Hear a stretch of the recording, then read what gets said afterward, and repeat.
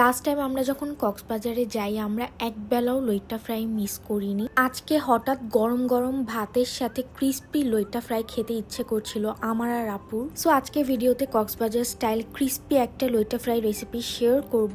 প্রথমে আমি লইট্টা ফ্রাই একটা বাটিতে নিয়েছি, এরপর একে একে অ্যাড করে দিচ্ছি হাফ চামচ রসুন বাটা, হাফ চামচ আদা বাটা, লবণ পরিমাণ মতো, জিরা ধনিয়া গুঁড়া হাফ চা চামচ, মরিচের গুঁড়া দিয়ে দিচ্ছি হাফ চা চামচের একটু বেশি, সামান্য হলুদের গুঁড়া দিয়েছিলাম। এখন দিয়ে দিচ্ছি লেবুর রস। এটা খুবই ইম্পর্টেন্ট একটা স্টেপ। অনেক সময় দেখা যায় মাছে একটা গন্ধ থাকে, লেবুর রসটা দিলে এই গন্ধটা চলে যায়।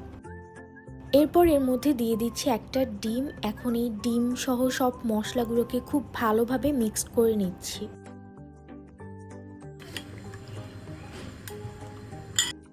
মিক্স করা হলে এটাকে সাইডে রেখে এখন আমি ড্রাই ইনগ্রেডিয়েন্টগুলো রেডি করে নিব। আমি একটা বাটিতে 3 চা চামচ কর্নফ্লাওয়ার নিচ্ছি আর হাফ কাপেরও একটু কম ময়দা এখানে দিয়ে মিক্স করে নিচ্ছি।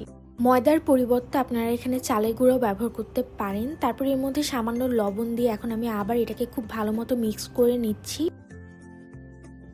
এরপর এর মধ্যে মেখে রাখা মাছগুলো আমি একটা একটা করে দিয়ে খুব ভালো মতো কোট করে নিচ্ছি। আপনারা চাইলে এটাকে ডাবল কোটিং করতে পারেন, বাট আমরা কক্সবাজারে যে রেস্টুরেন্টগুলোতে খেয়েছিলাম সবগুলোতে হচ্ছে এরকম পাতলা কোটিং করা ছিল, তাই আমি সেভাবেই রেসিপিটা ফলো করেছি।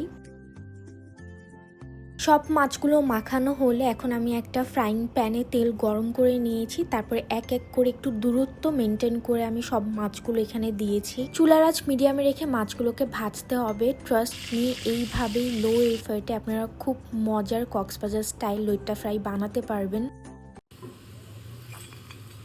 সো এই তো আমাদের ক্রিস্পি লইট্টা ফ্রাই রেডি। এটার মধ্যে এক্সট্রা একটা আমি জিনিস অ্যাড করেছিলাম, সেটা হচ্ছে ম্যাজিক মশলা, যার কারণে একদম কক্সবাজারের মতোই হয়েছিল। খা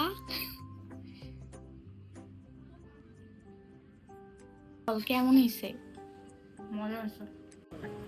আরেকবার আসলে অনেক মজা হয়েছে আসলে। Thank you.